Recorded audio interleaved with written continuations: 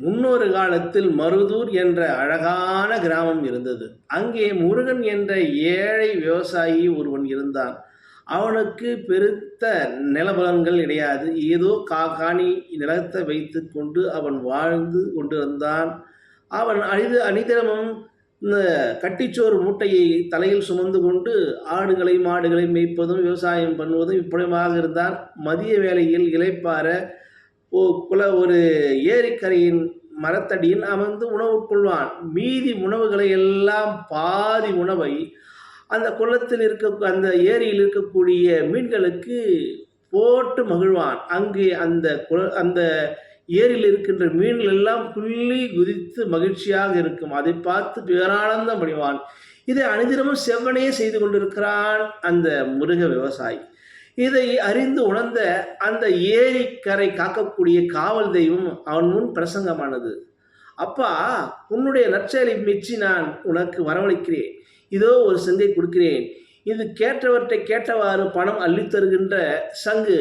நீ எடுத்து செல், இதை பத்திரப்படுத்திக்கொள் என்று அந்த ஏரி தெய்வம் கொடுத்தது. அந்த தெய்வத்திடம் பெற்று வணங்கி உளமகிழ்ந்து அந்த சங்கை எடுத்துக்கொண்டு கடைத்தெருவுக்கு போகிறான். அப்போது இதை எப்படியாவது சோதிக்க பார்க்க வேண்டும் என்று அந்த கடையின் முன் சென்று எனக்கு பணம் தாரும் என்று சங்கிடம் கேட்க அந்த சங்கிலிருந்து ஒரு வெள்ளிக்காசு விழுகிறது. அதை அந்த கடை உரிமையாளர் நோட்டம் பார்க்கிறான். அதில் அரிசியும் தானியங்களும் எண்ணெய் வகைகளெல்லாம் வாங்கி வைத்துக் கொள்கிறான்.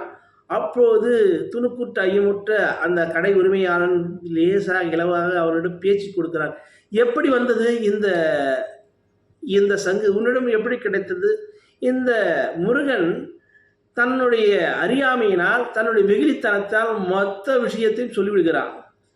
இதை எப்படியாவது என்னிடம் அபகரிக்க வேண்டும் என்பதற்காக கடை உரிமையாளர் சொல்கின்றான். அப்பா, அந்த சங்கை கொடுப்பா, என் பொண்டாட்டி பார்த்து ரொம்ப நாளாவது சங்கெல்லாம் பாப்பா, இதை கேட்கணும்னு சொல்லிட்டு அந்த சங்கை கொடுத்தவுடன் கடையை மூடி விட்டு வீட்டுக்கு சென்று மனைவியிடம் கொடுக்காமல் இருக்க நீண்ட நேரம் வரவே இல்லை இந்த கடைக்கு.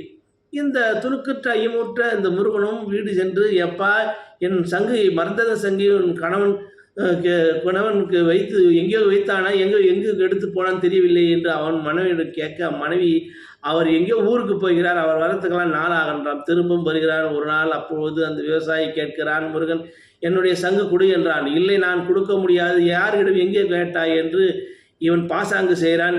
சங்கெல்லாம் எங்கே இருக்கிறது என்று ஒரு கேவலமாக அவனை திட்டுகிறான். அதை அழுது புலம்பிக் கொண்டு மீண்டும் குளக்கரைக்கு போய் மனதார அந்த ஏரிக்கரை தெய்வத்தை கேட்கிறான். ஏரி காக்குகின்ற அந்த தெய்வத்தை வணங்குகின்றான். அந்த ஏரியில் காக்கக்கூடிய அந்த தெய்வம் மீண்டும் பிரசங்கமாகி, அப்பா, என்ன ஆனது இது போன்ற நிகழ்வு சொல்லுகின்றான்.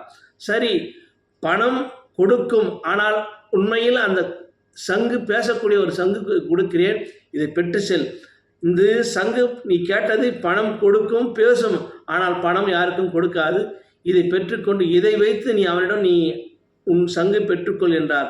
காதில் ஒரு ரகசியத்தை சொல்கிறார். சரி, உடன்பட்டு செவி சாய்த்து அந்த முருகனும் அதே இடத்துக்கு போகிறான். அந்த கடைத்தெருவுடைய வணிகரிடத்தில் சொல்கின்றான், இது போன்ற இந்த சங்கு பேசும், பணம் வரும் என்றால் வரும், உடனே பேசும் என்றான்.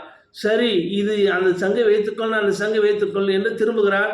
அவன் புத்திசாலித்தனத்தால், நான் பழைய சங்கை கொடுக்கிறேன், இந்த சங்கத்தை என்னிடம் கொடுத்து விடு என்று கேட்கிறான்.